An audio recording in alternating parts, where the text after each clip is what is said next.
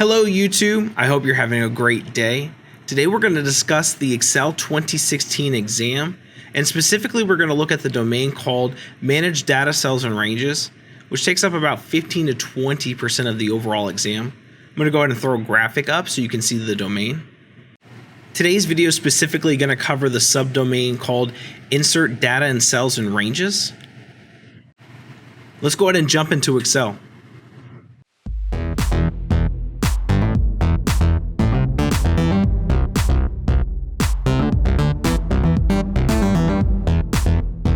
One of the first things it tells us that we should be able to do is to replace data within a workbook or a worksheet. If I look here at my data, I have designs 1 through 10. I'm going to go ahead and put my cursor here in A14. What I need to be able to do is just to edit this to give it a different name. For example, if I type in shirt 4 and I hit enter to set the text, notice it went ahead and it changed the text in that cell.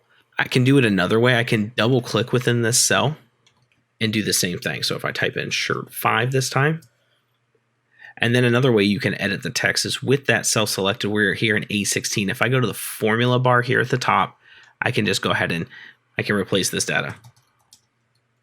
Again, I'm hitting enter to set my text. This domain also tells us that we need to be able to cut, copy, and paste data. Now, let's talk about the difference between cutting and copying. Copying simply duplicates the data that we copy and allows us to put it somewhere else, whereas cutting completely removes it from the position it's at, and then we have the option of pasting it somewhere else. Let's go ahead and look at copying first. So if I select this range here, I'm going to hit Control-C on my keyboard, but you could also do that from the Home tab and just hit copy here. I'm going to go to H10 and I'm going to hit Control-V on my keyboard, and notice it just went ahead and duplicated that data. I'm going to go back to my original data set. With that selected, hit Control-X, and it gives the same marquee as if I had copied it. But notice what happens when I put my cursor here in Q10 and I hit Control-V.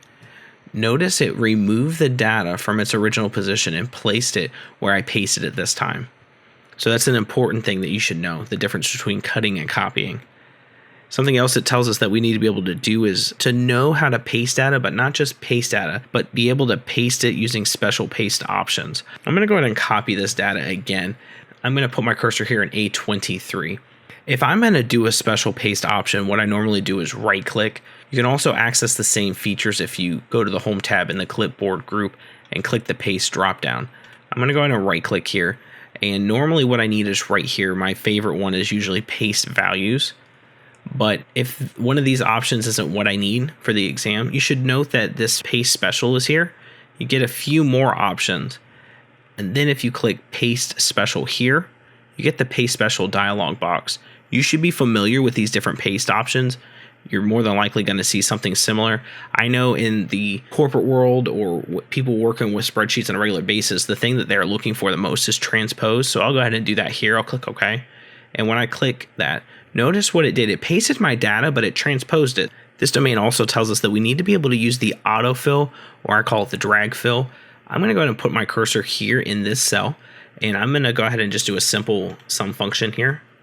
What I'm going to do, instead of going through each cell manually and putting in that same formula or using the auto sum here, if I go back to my original cell where I put that function, and I put my cursor all the way to the bottom right-hand corner of that cell, notice that my cursor changes to a black cross.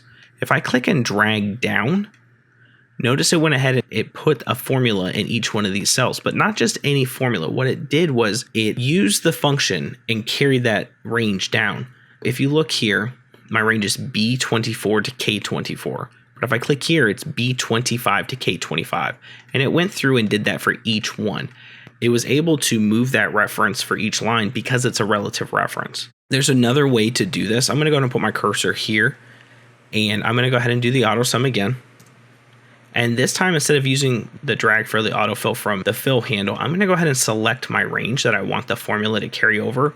I'm on the Home tab. I'm in the editing group, and this time I want to click the fill drop down, and I'm going to select right.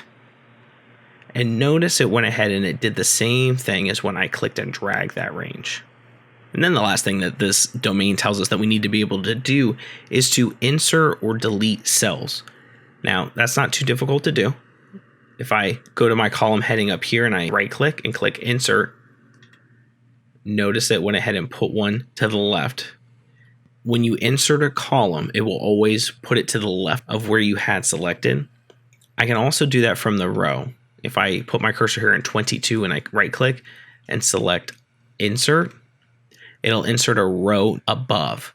If you're doing it from the column, it'll insert it from the left. If you're inserting a row, it's going to put it above. Now let's look at deleting cells. If I go ahead and I put my cursor back here on the column I, and this time I right click, I can select delete. And notice it moved everything over. I can do the same thing from here. If I do row 22, if I select that number, I right click and select delete. Notice it went ahead and deleted that as well. Thank you for watching this video. My hope always as I create new content is that my viewers feel better able to carry out tasks in Microsoft. If you like the video, make sure to give it a thumbs up. Let me know that you liked it. And don't forget to hit that subscribe button. That way you get a notification when I release my next video. Do you have a suggestion on a video that I should make? Leave a comment below. Let me know what you want me to create. That way I can better help you.